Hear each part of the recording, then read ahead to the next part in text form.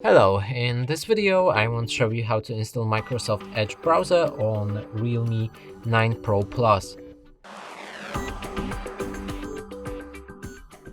And to do this you will need to open your Google Play Store. Inside look for Microsoft Edge.